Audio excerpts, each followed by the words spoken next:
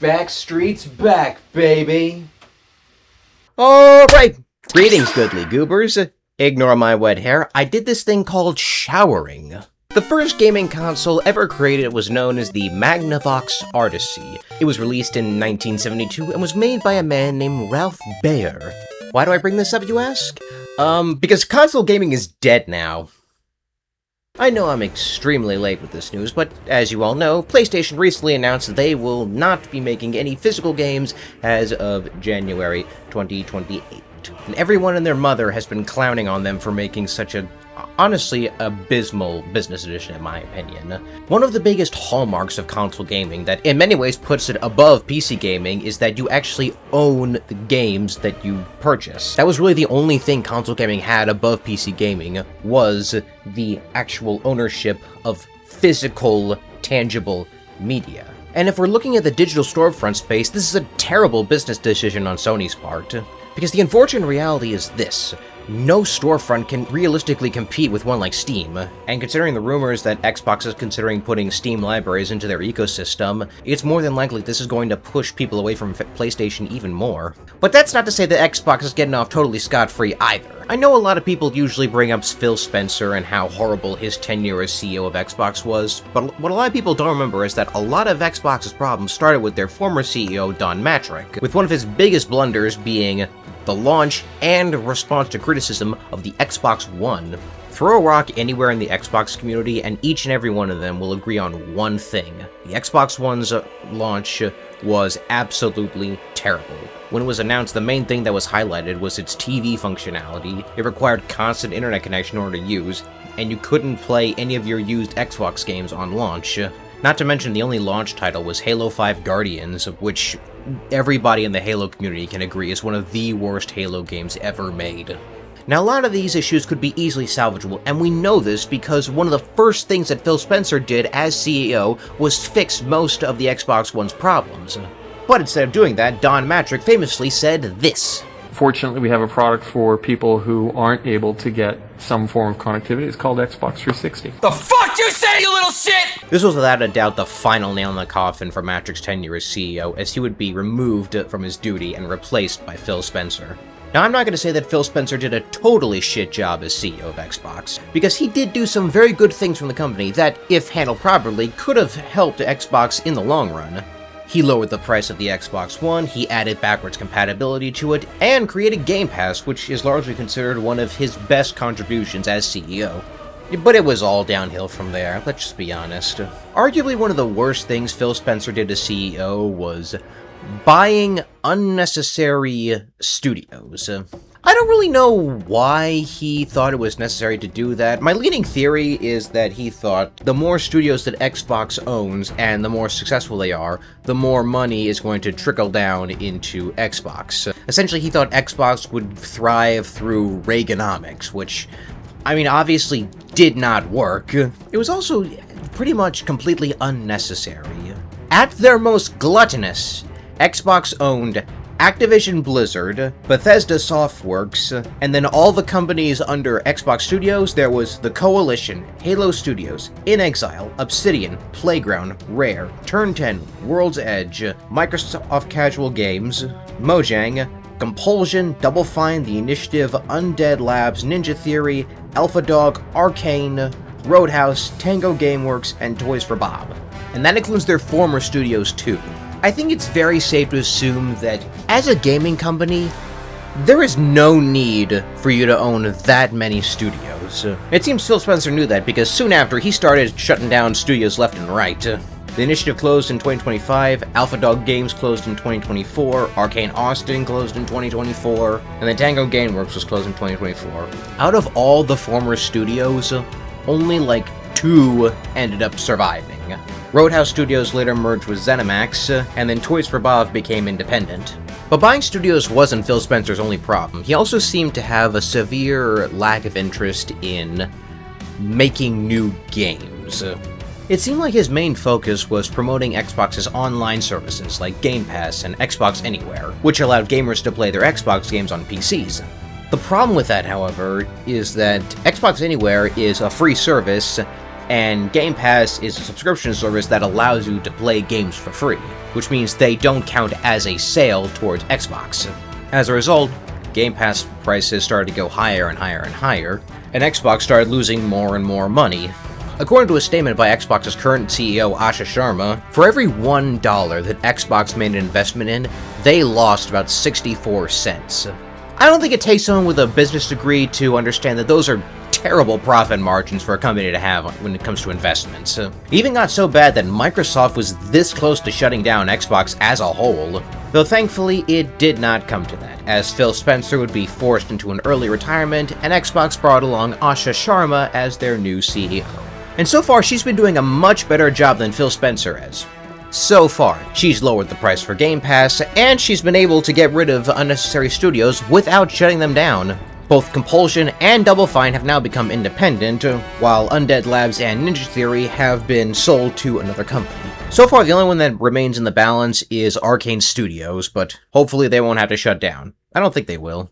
Now that being said, it hasn't been fully smooth sailing when it comes to this fat trimming that Asha's been doing, as she's also gutted both id Software and ZeniMax Studios by 50%. We still don't know why she's done this, but hopefully it won't hurt these studios by much, especially id Software considering they're the ones behind the recent Doom games.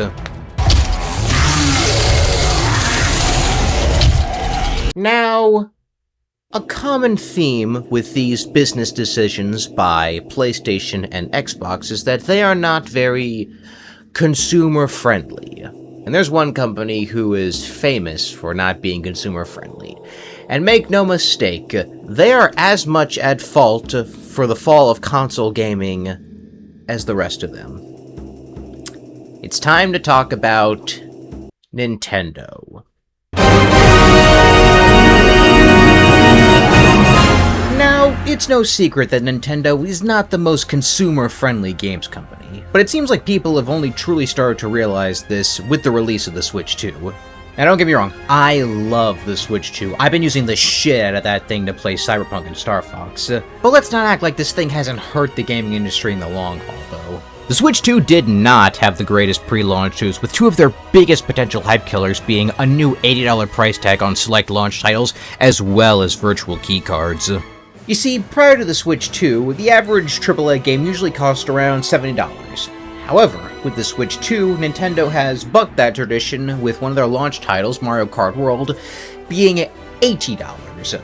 Now, I own Mario Kart World, and I can say for certain, it's just okay. I'm not gonna act like the game is abysmal, because, I mean, it's not. You'd have to be pretty daft to fuck up Mario Kart, but if I had to give World a rating, it would probably be something like a 7.5 out of 10. I can't say that it's bad, but I can't say that it's worth $80. I'll be honest, I don't even know if it's worth what Nintendo was originally selling their games for, which is $60. And yet, in spite of that, this has already set a new precedent in the gaming space. Case in point, GTA 6. As of writing this video, the game is going for $80 for the Standard Edition, while the Deluxe Edition is going for $100. I think it's pretty safe to say most other AAA games are going to be following this trend as well. Allegedly, the new Pokemon game Wind and Waves is going to be $80, and I have every reason to believe that Witcher 4 and Final Fantasy VII Revelation will also be $80. Now, I will throw Nintendo a bone in the case of their newer prices, as they have released newer games that are well below $80, with Splatoon Raiders and Star Fox being the prime examples, being sold at $50 and $60 respectively. I also want to quickly talk about those virtual keycards, because while Nintendo is not the arbitrator of those, the fact that they existed for Switch 2 does not help Nintendo's case. Essentially how these work is that these cartridges don't really have the games on them. What they give you is free access to the digital version of the game. You insert the cartridge into the system, and then the cartridge gives you a free pass to download the game from the eShop.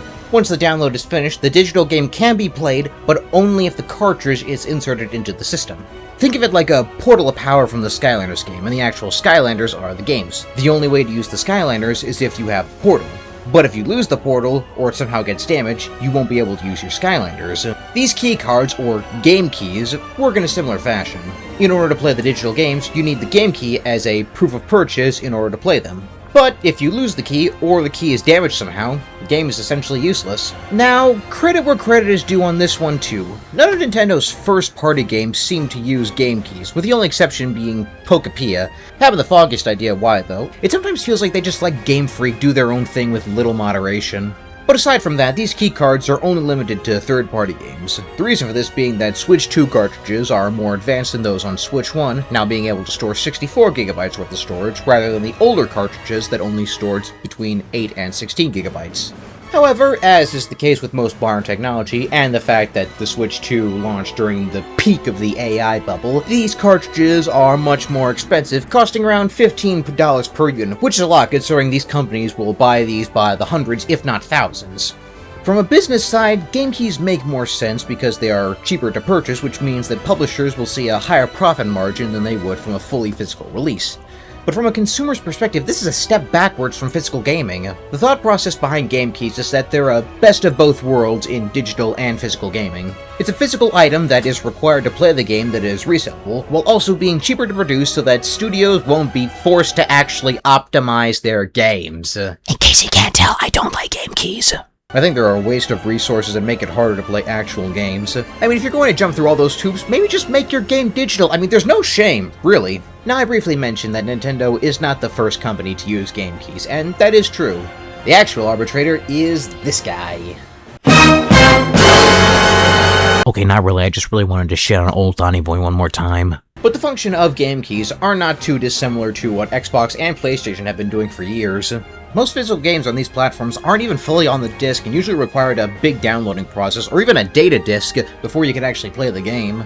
The biggest reason why Nintendo isn't getting backlash for this is because they are directly advertising that you are not owning a physical copy of the game you're playing.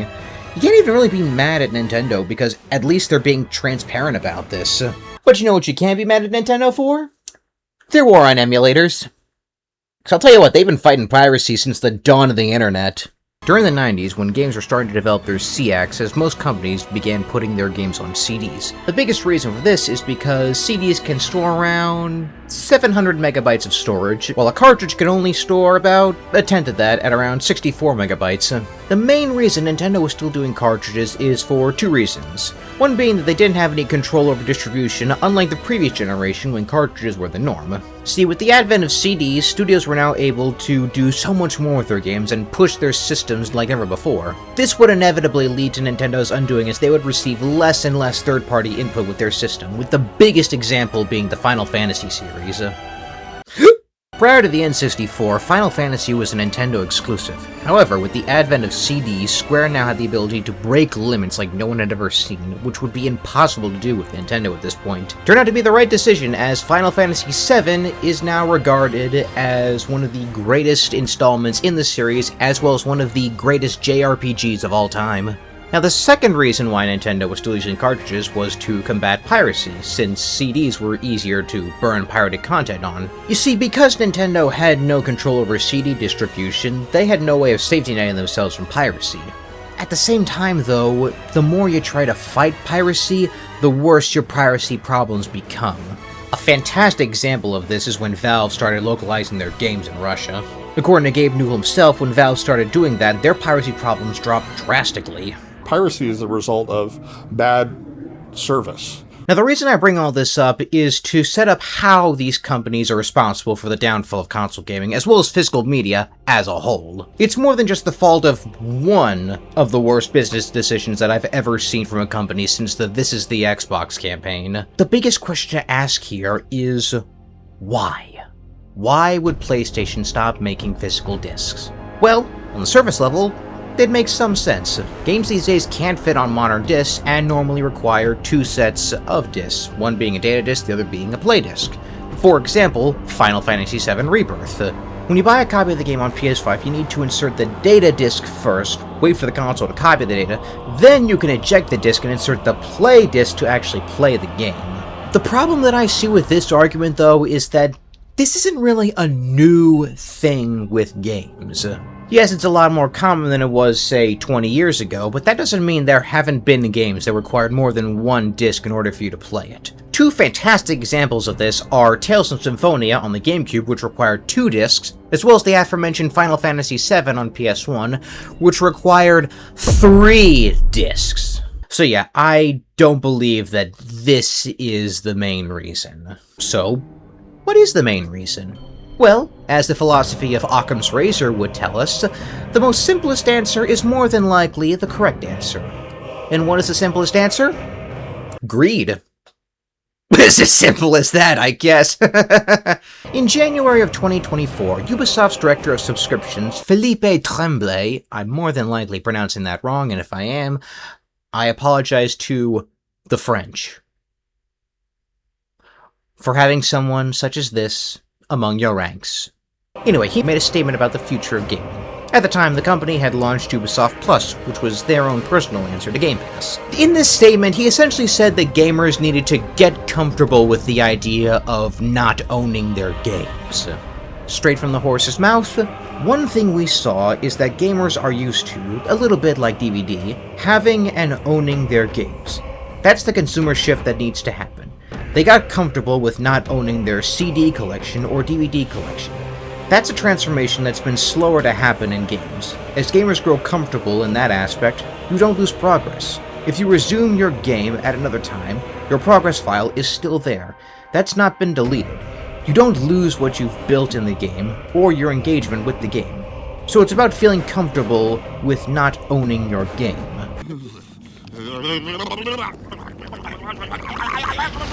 What did you say, nigga? So what you're saying, Monsieur Tremblay, is that because consumers now stream their music and DVDs and don't really own them, that means that it's okay that you're taking away ownership of games? Is that what I'm hearing? Because I don't think those two correlate at all. Looking back after 2 years, this feels less like a gonk talking out of his ass and more like a warning. Because it seems that the philosophy behind the modern digital landscape, in particular when it comes to publishers, can all be boiled down to the phrase, "You will own nothing and be happy," which is the exact philosophy behind this new decision from PlayStation. See, when you purchase a game from the PlayStation Store, you don't technically own that game.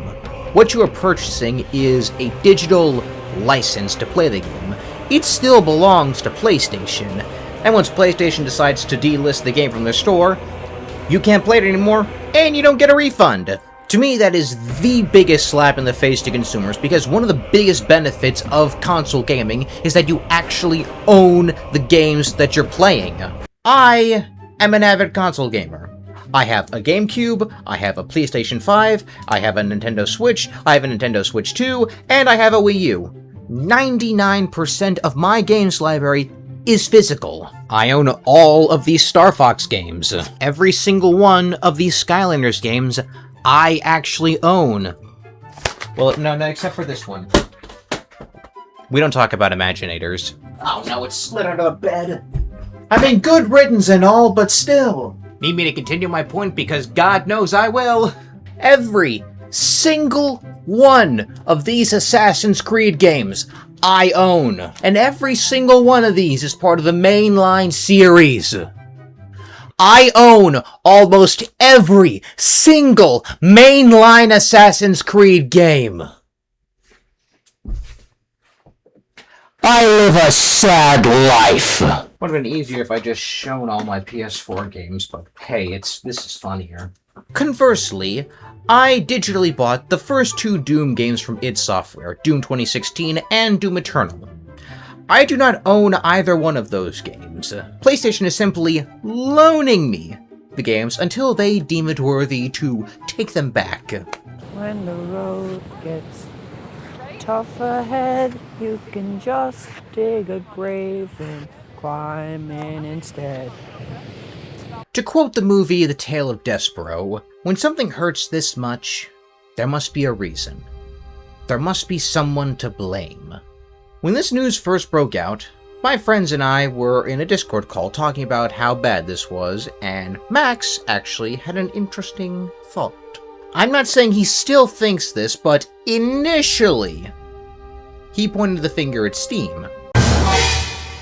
Now before anyone starts flaming Max, let me back up my boy a little bit.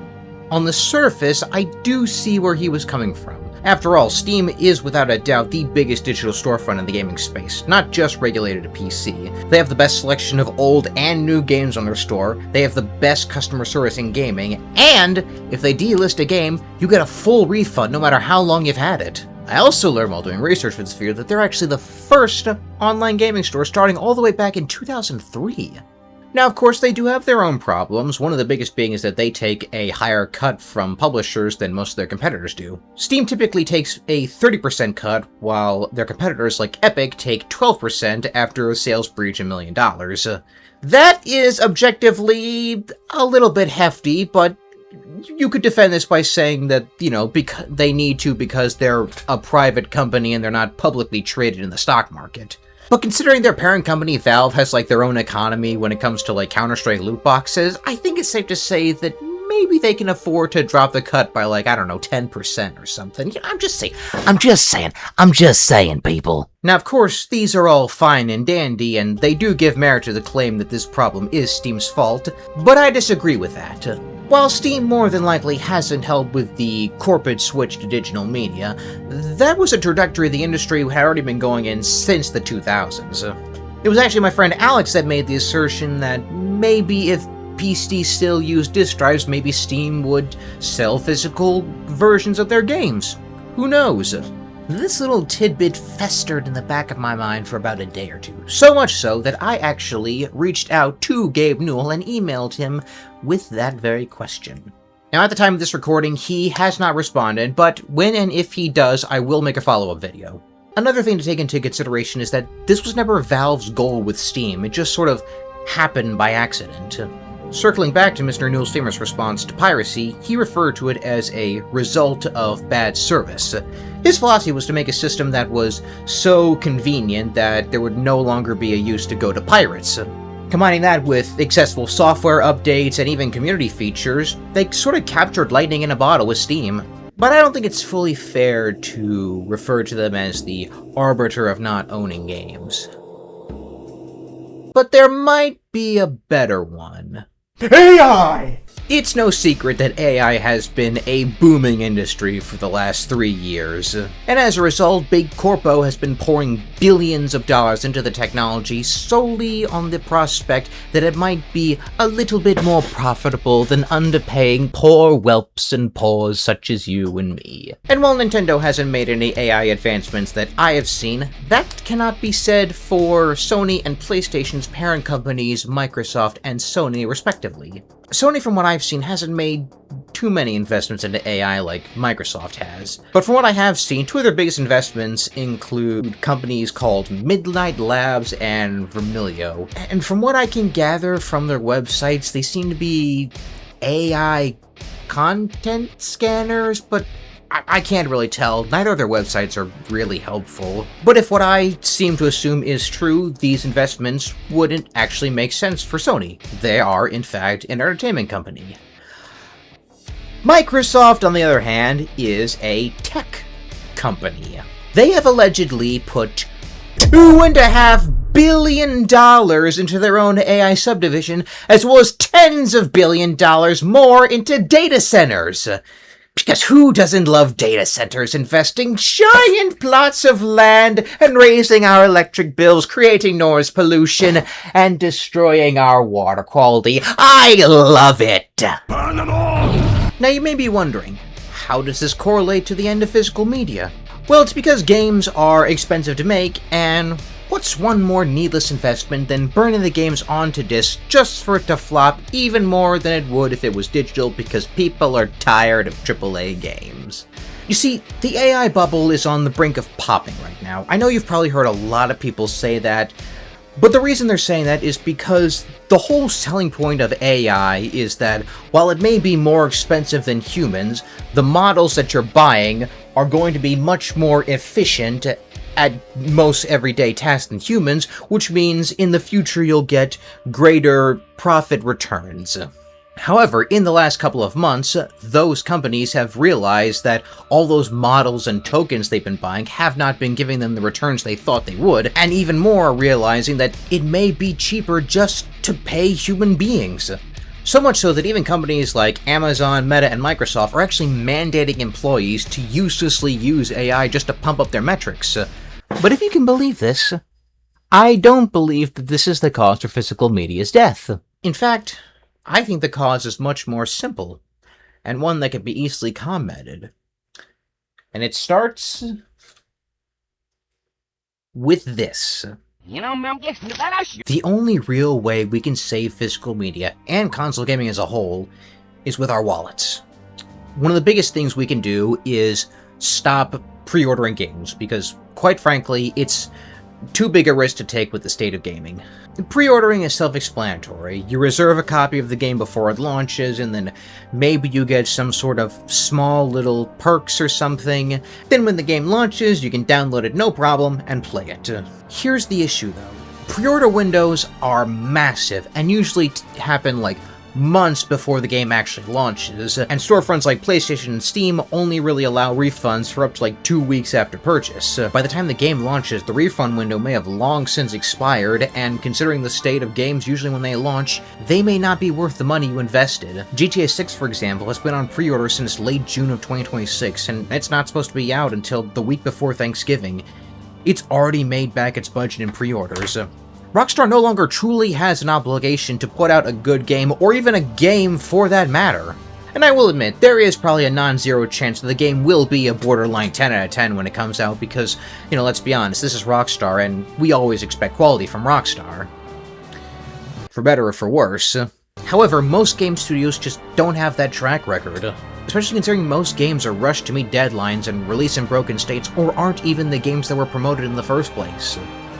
Look at games like Cyberpunk 2077 or No Man's Sky. Both these are great examples of games that did not live up to the hype when they launched. And I love Cyberpunk. That's probably like one of my favorite games of all time. I would legitimately put it up there as like one of the greatest games of all time. That's just me personally. But I'm not going to turn a deaf ear to its flaws. The main story is short, and the game's playtime is padded out by side quests. And more importantly, it had an abysmal 1.0 release. And I know this because I originally played the game on PS4, which is objectively the worst version of the game. I didn't really get like a 2.0 version of this game until I got my PS5, which leads into my other point. Don't buy games that don't seem worth the price. This is what I want to say is probably the most normal take I'll have in this section of the video. Games are expensive, especially AAA games, which is why we as consumers need to be careful with what we're putting our money into. If you as a consumer think that the game you're considering doesn't seem to be worth its price tag, maybe you shouldn't buy it. I already mentioned Mario Kart World and said that it wasn't worth $80, and I stand by that. I implore anyone who is watching this video to do your research on any game that you are considering buying. If you think it is worth the price based on your research, buy it. And if not, don't buy it. I think it's as pretty simple as that. But most importantly of all, do not settle for mediocrity. Ever. AAA companies always played safe because, unfortunately, the people they advertise to the most and where they get most of their money from is casual gamers.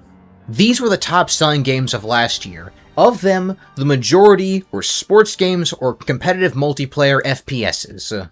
This is what I mean when I say reject mediocrity. I'm not just saying this because sports ball bad, but these EA and 2K games... I'm sorry, man, Pokemon is more creative than this shit. If there's any takeaway from this video, it's that we need to start voting with our wallets. Me personally, I will not be buying a PS6. I don't care if it allows you to play your physical PS5 games. The PS6 will not be found in my possession, and I recommend anyone else on Team PlayStation do the same. I would also recommend switching over to PC if you can and or choose to, which is something that I personally will be doing. Right now I'm getting my setup ready for a Steam machine, and then later an actual PC once RAM prices go down. Something I also plan on doing is buying older consoles and expanding my games library. Right now I'm juggling between an N64 and a PS3, and I would also recommend you all do the same if you have any subscriptions to PlayStation Plus or Nintendo Switch Online. And one more thing I would recommend is pirate. Ever since this news, development on PS5 emulators has kicked into high gear, with about 3 or 4 being worked on right now. Currently they're still works in progress, but I would recommend people looking into them. In short, if we want console gaming to last, we need to show companies the true value of physical media. And the way we do that is by hitting these companies where it hurts. Their bottom dollar. Because capitalism is a class war. And the only way to win a class war is to call out a school. And with that terrible, terrible joke, we're going to be ending the video. It feels good to be back to doing videos. Hope y'all didn't miss me too much during the 3-month interim, but hey, it needed to happen, unfortunately. Thank you all so much for watching this video. If you enjoyed it, please like, share, comment, and subscribe. And make sure to turn on post notifications so you're notified whenever I upload, because I want this to go on for a long, long time. Thank you all again for watching, and I'll see you next time when I respawn. Bye-bye.